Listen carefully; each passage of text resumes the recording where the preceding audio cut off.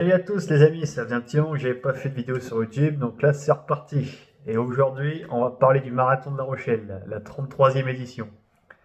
Ça me tenait à cœur d'en parler parce que c'est un marathon que je préparais depuis pas mal de temps quand même si niveau prépa, j'ai pas fait tout ce que j'ai pu faire, je vais louper des semaines pour des problèmes divers et variés malheureusement. Mais c'est fait et c'est tranquillon. Donc commençons. Alors ce marathon était 8500 au départ. Donc c'est pas rien quand même, hein. C'est presque 10 fois ou 11 fois plus qu'à Poitiers, parce qu'à Poitiers on a à peine 700 je crois. Après c'est le deuxième de France, La Rochelle, donc c'est pas pour rien. Enfin, deuxième de France, c'est ce qui a marqué dans le journal, parce que je sais plus s'il est passé troisième, mais bref, c'est un petit détail parmi tant d'autres. Ça reste un gros marathon, en tout cas, assez roulant, où les gens viennent pour faire des chronos et des belles perfs. Donc voilà. D'ailleurs, sur les 1500 qu'il y avait au départ, il y en a que 7194 qui ont réussi. Donc c'est pour vous dire, il y a un sacré niveau d'abandon quand même vers la fin. Enfin, je dis vers la fin, mais bon, même dans le milieu ou un peu au début, il y en avait qui commençaient déjà à se coucher. Mais voilà, ça fait quand même pas mal d'abandon. Le premier, je crois, il l'a fait en 2h 11 minutes et 8 secondes, ce qui n'est pas un quand même, hein. Il s'appelle Charles Muneria, je crois, un truc comme ça. Alors, j'écorche peut-être son nom, mais je pense qu'il s'appelle comme ça. C'est un Kenyan, comme vous en doutez sûrement.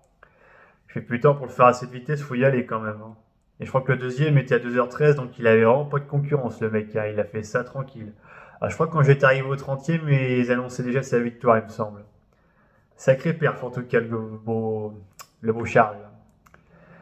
Mais bon, donc je vais vous raconter moi, comment j'ai vécu ce marathon-là. Donc avant le départ, déjà j'étais un peu anxieux. Bon, même si j'avais globalement bien dormi, que je me sentais pas trop mal, même si j'avais toujours mes petites blessures au niveau des mollets et tout ça, ça allait à peu près. Mais déjà pour trouver ça, c'est toujours compliqué là-bas parce que, comme l'ont dit le commentateur, c'est le seul marathon où il y a deux départs et deux départs inversés en plus. Donc c'est vachement bizarre. Et il y a un sas par l'heure que tu veux faire. Par exemple, moi c'était 3h15, donc je cherchais le sas des 3h15 et c'était un peu compliqué à trouver. Parce que il y a beaucoup de monde, c'est beaucoup tassé, il faut venir vraiment très en avance parce que purée, c'est compliqué au début, hein.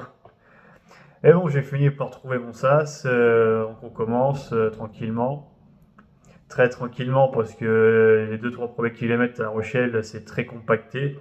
On peut pas prendre chacun l'autre allure au début, c'est vraiment on est obligé de suivre le rythme devant tranquillement le temps que ça s'élargisse un peu parce que la purée c'est compliqué.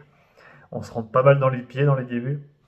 Et je pense que c'était peut-être vers le 7 ou 8e kilomètre où là on commençait vraiment à bien déplier, on pouvait être tranquille et avoir chacun notre allure propre. Mais ça c'est vraiment un truc qui est un peu chiant à La Rochelle et peut-être aussi qu'il l'a à Paris. Paris je l'ai pas fait mais je pense que ça doit être pareil aussi. Vraiment d'être compacté comme ça au début, pas pouvoir prendre son rythme dès le départ, ça doit casser un peu. Bah d'ailleurs, j'ai dû courir à presque 16 km/h pour attraper le premier drapeau des 3h15 parce qu'il y a toujours 2 meneurs d'allure par marathon. Donc voilà, j'ai dû tracer dès le début pour pas que le drapeau s'éloigne trop et prendre un peu d'avance aussi par rapport à celui-ci parce que mon objectif de base c'était de faire moins de 3h15. Et malheureusement, je vous donne direct la fin, bah j'ai pas réussi vraiment parce qu'en temps réel j'étais à 3h15 minutes et 8 secondes. Et j'avais fait, en termes de place, 831 ou 832e place. Sur les 1500 participants, c'est pas mal quand même, hein. Ça reste un beau classement. Parce que les autres années, je m'en souviens, la dernière fois que je l'avais fait, La Rochelle, je crois que c'était en 2021. Et je devais avoir fait dans les 2000 ou 3000. Donc vous voyez, il y a une sacrée progression quand même. C'est pas rien du tout. Bon, je suis quand même content, même si j'ai quand même battu mon record précédent qui était 3h 22 minutes et 23 secondes de Poitiers.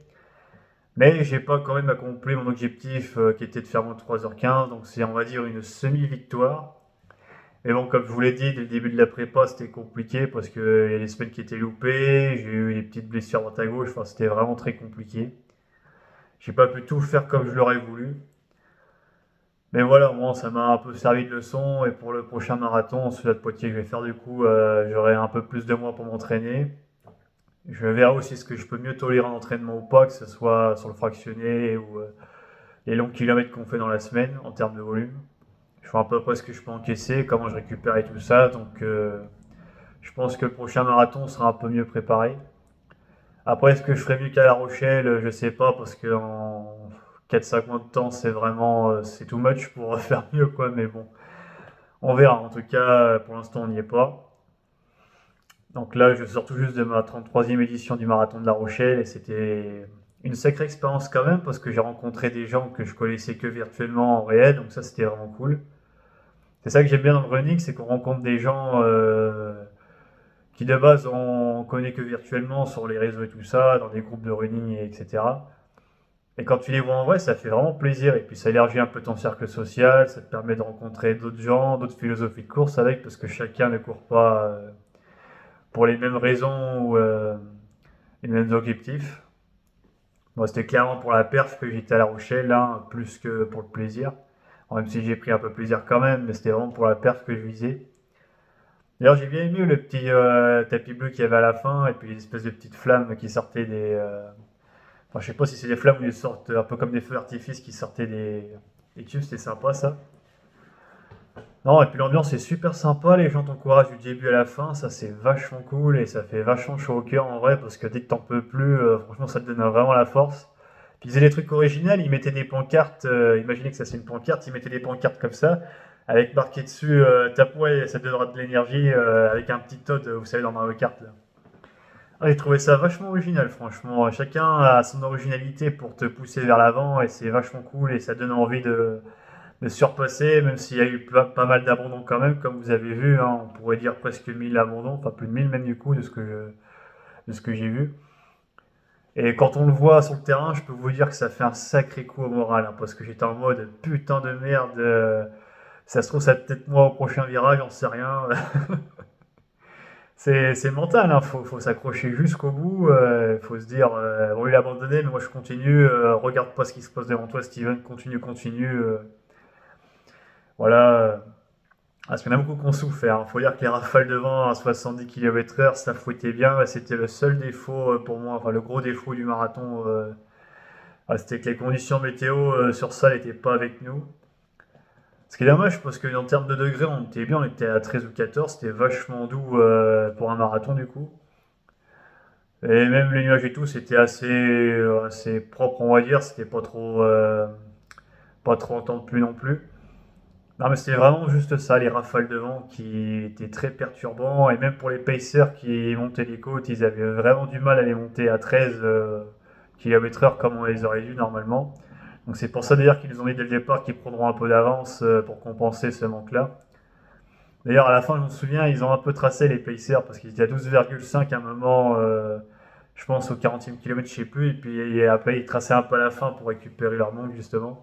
Vous avouerez que malheureusement à la fin j'avais peu de vue pour passer en dessous des 3h15 et c'est pour ça que ça m'a beaucoup fait mal on va dire parce que je me dis putain j'en ai chié tout le long, j'ai fait 13,5 presque un bon tiers ou presque les deux tiers du marathon je dirais. Donc pour tout claquer vers la fin c'était vachement dommage. Ça m'a fait une sacrée émotion, ça m'a rappelé mon premier marathon quand je me disais ah, je le finirai jamais, c'est trop dur et tout. Ah, c'est une sensation que j'avais pas reconnue depuis longtemps, ça. Mais bon, tôt ou tard, je savais que j'atteindrais mon plateau marathon, et là, je pense que j'y suis presque arrivé, en fait, hein. J'y suis presque arrivé, à moins que je m'entraîne encore 2 3 ans pour vraiment avoir de réels progrès, mais là, je pense qu'en quelques mois, ça va être très compliqué de faire beaucoup mieux qu'à La Rochelle, hein, vraiment. On va pas se mentir. Donc oui, je l'avais fini en 3h15 et 8 secondes, donc ça, c'est le temps réel de La Rochelle, parce qu'il y a le temps officiel où ils rajoutent le laps de temps où on atteint la ligne de départ.